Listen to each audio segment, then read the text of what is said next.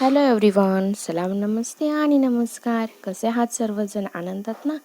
आम्ही पण आहोत आनंदात. तुमचं सर्वांचं स्वागत आहे आमच्या नवीन व्हिडिओमध्ये.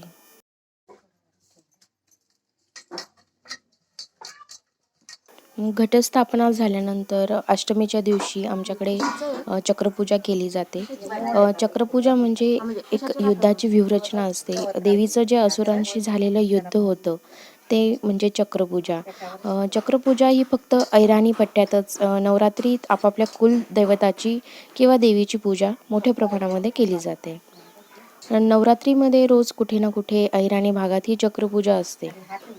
त्यातही परंपरेने विशिष्ट माळेलाच चक्र भरण्याची वेगवेगळ्या घराण्यांची प्रथा असते. सप्तमी आणि अष्टमीला चक्रपूजेचे प्रमाण हे सर्वात जास्त असतं. ज्यांना काही कारणास्तव नवरात्रामध्ये चक्र भरणं शक्य होत नाही असे जे असतात ते नरक चतुर्दशीला चक्र भरतात आणि त्या ठिकाणी चक्र भरण्याची परंपरा असते.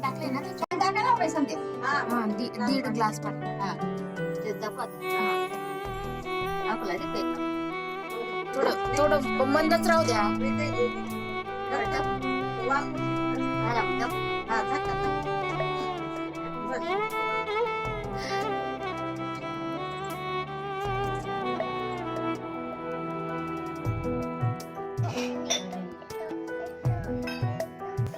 चक्रपूजा ही थोडी आर्थिकदृष्ट्या खर्चिक असल्यामुळे कदाचित वर्षातून एकदा किंवा एक वर्षाआड ही भरली जाते. चक्रपूजेसाठी अनेक खाद्यपदार्थ व लागणाऱ्या वस्तू ढोबळपणे मी सांगते इथे आज. चक्रपूजेसाठी नागवेलीची 11 पाने लागतात. सांजोरी म्हणजे जी करंजी असते ती बनवली जाते. गव्हाच्या पिठाच्या पापड्या बनवल्या जातात. तसेच काही ठिकाणी पुरणाच्या पोळ्या ज्या असतात त्या 11, जी खापरावरची पुरणपोळी असते त्या 11 बनवल्या जातात. भजी, कुरडई, उडदाच्या डाळीच्या भजा, परत गव्हाच्या पिठापासून तयार केलेले दिवे असतात. त्याच्यामध्ये 10 दिवे असतात आणि एक मेढ्या असतो. हे जे असतात ते सगळे गरम पाण्यात उकळून घेतले जातात आणि जे दिवे उकळल्यावर गरम पाणी उरलेलं असतं त्याच गरम पाण्यात गव्हाची खीर तयार केली जाते. गव्हाची खीर तयार करण्यासाठी ओले गहू जे असतात ते अर्धवट कांडून त्यात साखर घालून गव्हाची खीर बनवतात. त्यासोबतच सार, भात, 10 दिवे व 11वा मेढ्या, मोठा दिवा, अशा सर्व वस्तू आणि साहित्य पूजेच्या नैवेद्यासाठी केलेले असतात आणि हे सगळे पदार्थ मिळून सायंकाळी चक्र पूजा जी असते ती त्याची मांडणी केली जाते.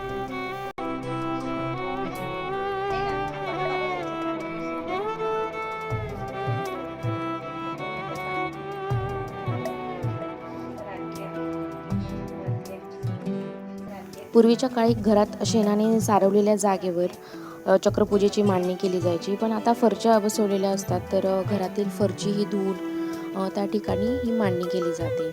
जे तांदूळ असतात मूळ पांढऱ्या रंगातले आणि गुलालाने रंगवलेले लाल तांदूळ घेऊन असे एकात एक 11 गोल वर्तुळ तयार केले जातात. म्हणजे लाल रंगाच्या तांदळाचा गोल तयार झाला की लगेच पांढऱ्या तांदळाचा गोल, असे एकात एक 11 गोल तयार केले जातात. हे जे सर्व गोल असतात ते म्हणजेच देवीचे चक्र.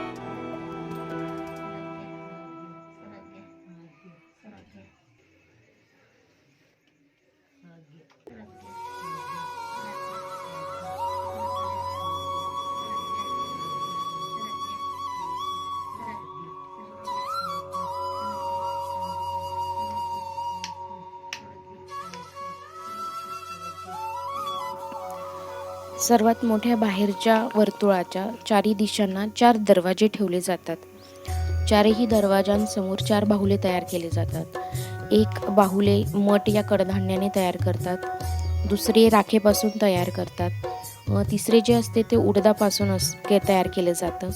आणि जे चौथं असतं ते हरभऱ्याची डाळ किंवा मीठ यापासून बनवलेलं जातं.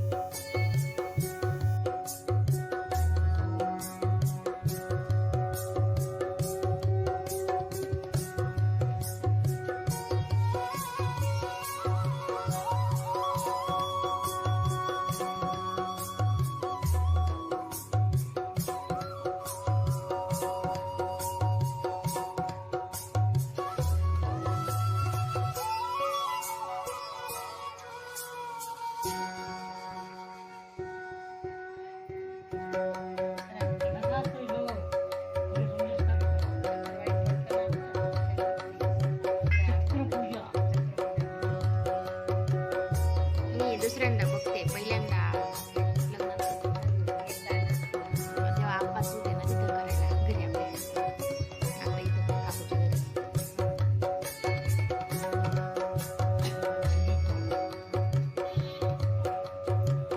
बेटा मांडी बाळा. ते काय तिकडे राख आहे का ती? हा? पाय पडता तुझा तुझा पाय पडला नाही पाय पडतो. बाहुलं बनवायचं.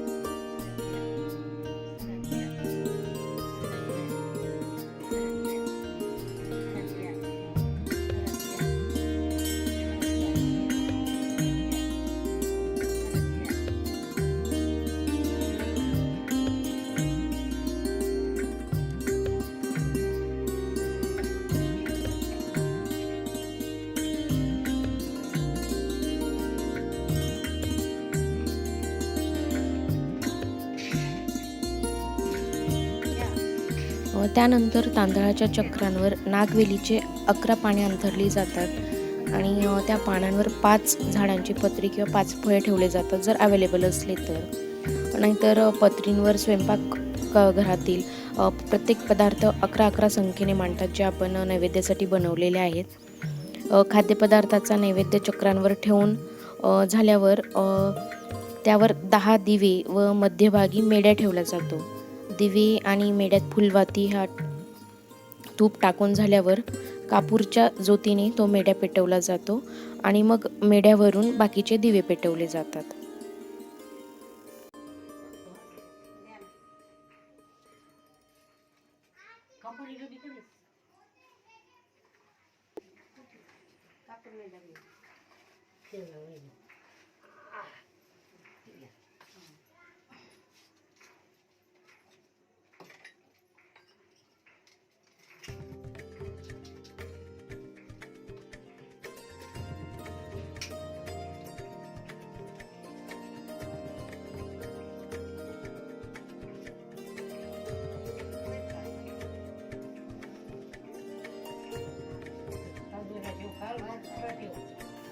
जेव्हा चक्राची मांडणी सुरू केली जाते तेव्हा वर्तुळाकार बसलेल्या माणसांपैकी त्यातला एक जण अखंडपणे आग्याव असं म्हणतो.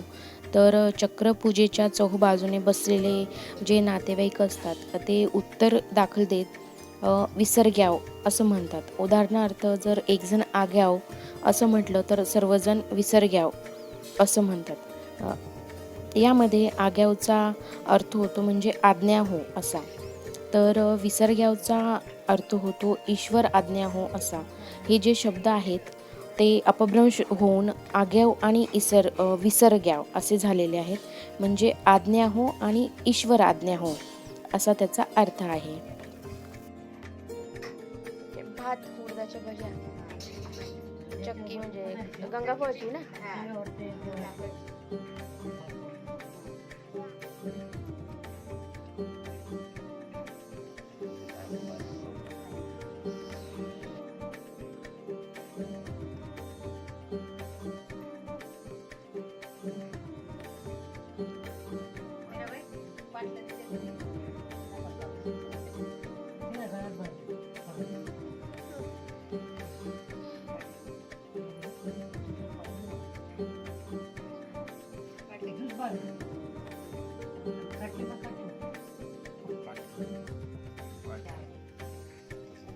आरती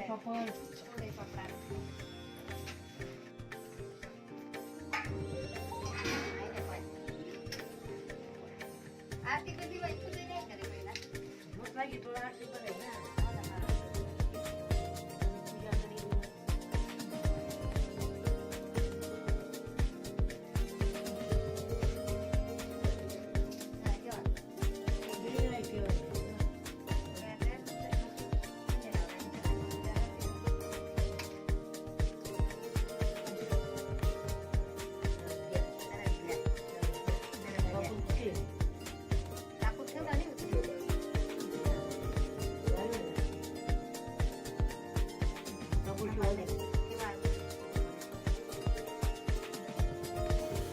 चक्रपूजेची मांडणी म्हणजे युद्धाच्या रणांगणाची मांडणी असं मानलं जातं. देवी आणि दैत्य यांचं हे युद्ध.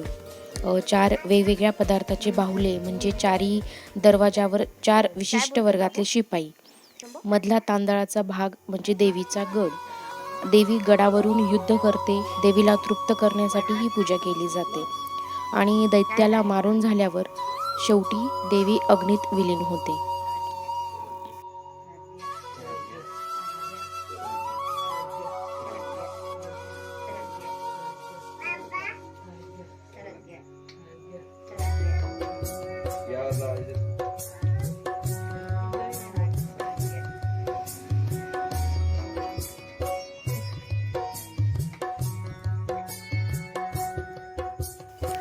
चक्रपूजेची सर्व मांडणी ही घरातील पुरुष मंडळी करत असते. तर स्त्रिया यावेळी घरातील जे लहान कुमारिका असते, जवळपास 5 ते 9 वर्षाची लहान कुमारिकेला देवी म्हणून पाटावर बसवली जाते आणि तिचे हातपाय धुवून तिची पूजा केली जाते. नंतर त्या कुमारिकेला दूध भाताचा नैवेद्य दिला जातो. तिला खाऊ घातलं जातं ते. आणि कुमारिकेला दक्षिणा किंवा कपडे दिले जातात आणि तिच्याकडून आशीर्वाद घेतला जातो.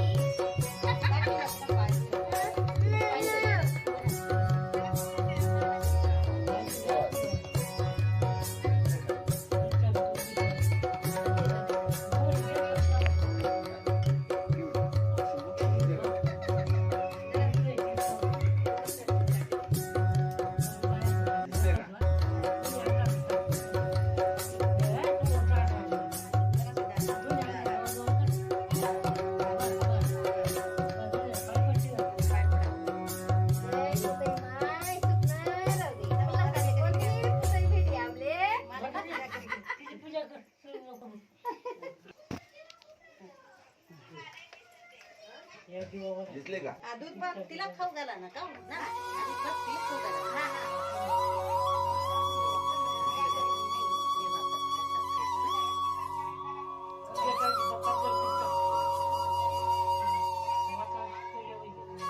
दिसला का भाऊ बाप्पा करते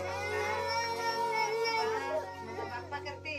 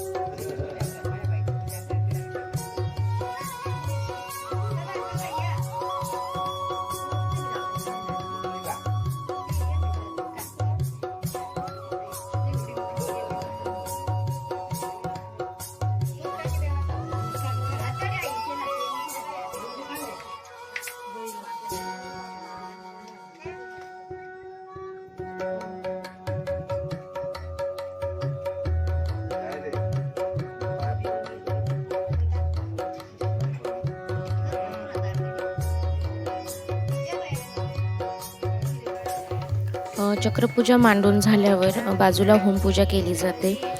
या पूजेला एक नारळ, 5 वेगवेगळ्या झाडांच्या काटक्या, ऊड, चंदनाचे लाकूड होमात टाकून ते कापूर ज्योतीने पेटवले जाते. तसेच होम पेटताच दुर्गे दुर्गट भारी तुझे विना संसारी ही जी प्रसिद्ध असलेली देवीची आरती आहे ती म्हटली जाते. याचा अर्थ असा होतो की युद्ध झाल्यानंतर देवी ही अग्नीमध्ये विलीन झालेली आहे.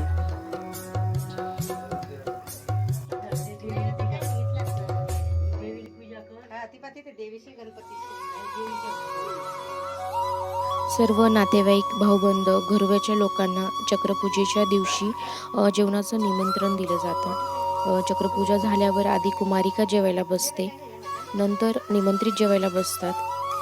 जेवण वाढताना चक्रपूजेवरील जो नैवेद्य असतो तो उचलून ताटात वाढला जातो.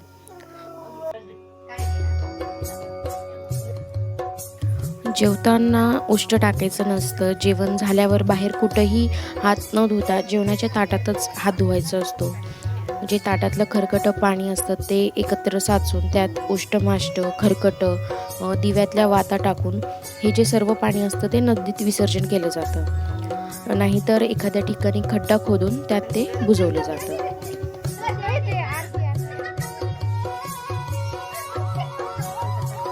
मेढ्या व मेढ्याखाली ठेवलेले पदार्थ चक्र भरण्याच्या जागेवरच रात्रभर झाकून ठेवले जातात आणि दुसऱ्या दिवशी तो मेढ्या जो आहे तो घरातील पुरुष मंडळी खाते, असं पारंपरिक रिवाज आहे. आणि जे चक्र भरताना तांदूळ, उडीद आणि ज्या डाळी आपण वापरलेल्या असतात त्याची कधीतरी खिचडी शिजवली जाते. जो गुलालाचा तांदूळ असतो तो स्वच्छ धुतला जातो. गुलालाचं पाणी, राख, मीठ, दिव्यातल्या वाती याचंही सर्व विसर्जन केलं जातं. आणि ही जी चक्रपूजा आहे ती बहुतेक ठिकाणी भक्तिभावाने केली जाते.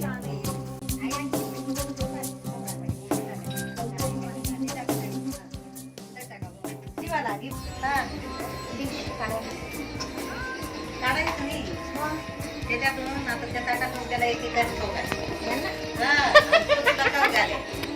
पाच पाच गिरास करा.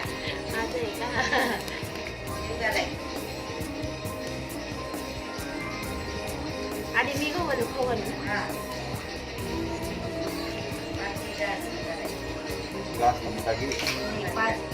मला खायचं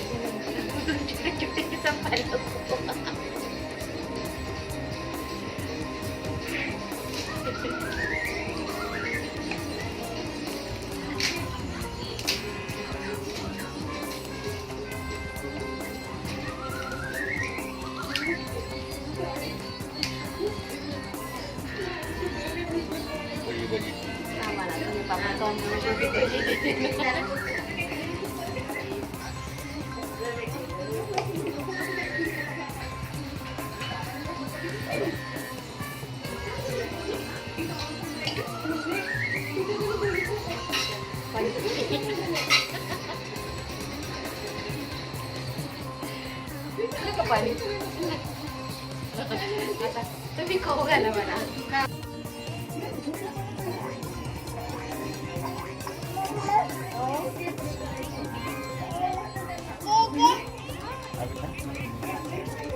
मम्मीला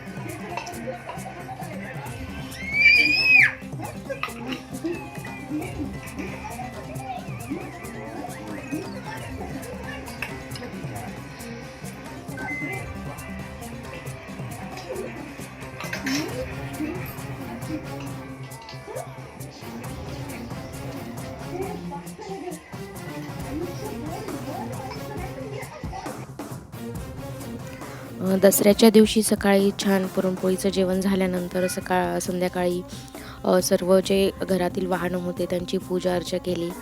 नंतर गावातील रीतिरिवाजाप्रमाणे जी गावातील पुरुष मंडळी होती ती सीमोल्लंघन करण्यासाठी बाहेर गेलेली आणि तिकडून ते सर्व आपापल्या घरी आपट्याची पाने घेऊन आलेली, जे दसऱ्याच्या दिवशी सोनं म्हणून वाटले जातात.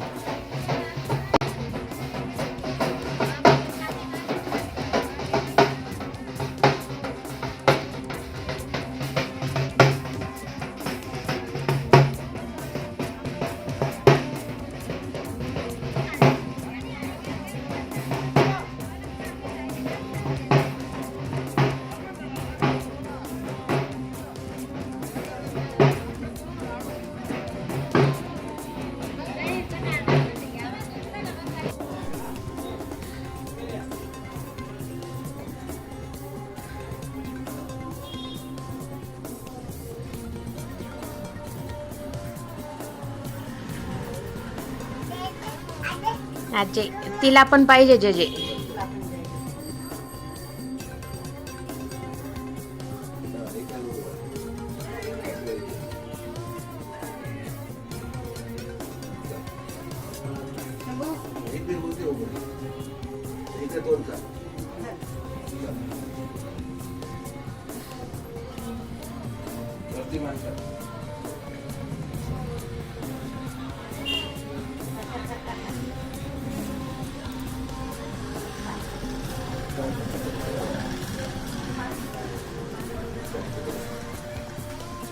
चला सोनं घेऊन या घरात चला. चला बेटा.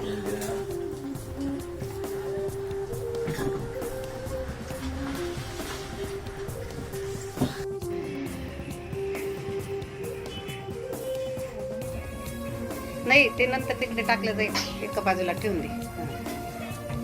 ए शिवा चल नाही तू उभी राहू, तू आता आलं. जा शिवा बेटा. शंभूची झाली बाबा. हा. चल तू बघ.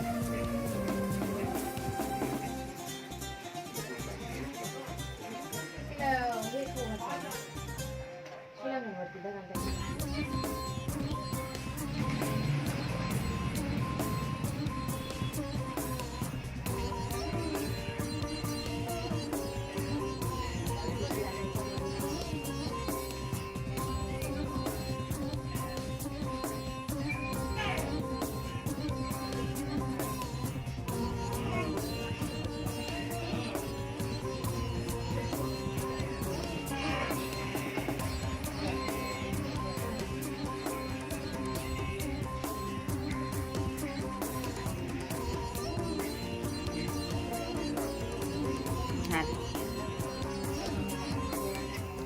घरातील देवांना, मोठ्यांना, सर्वांना सोनं वाटल्यानंतर सगळ्यांचा आशीर्वाद घेऊन दसरा खूप आनंदात आमचा गेला. आजचा व्हिडिओ तुम्हाला कसा वाटला हे नक्कीच कमेंट सेक्शनमध्ये कमेंट करून कळवा. व्हिडिओला लाईक करा, शेअर करा, चॅनेलला सबस्क्राईब करायला विसरू नका. पुन्हा भेटू एका नवीन व्हिडिओसोबत. तोपर्यंत आनंदी राहा. Take care and bye.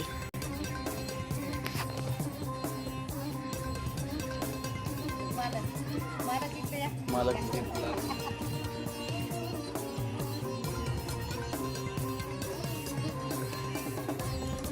इकडं बघ.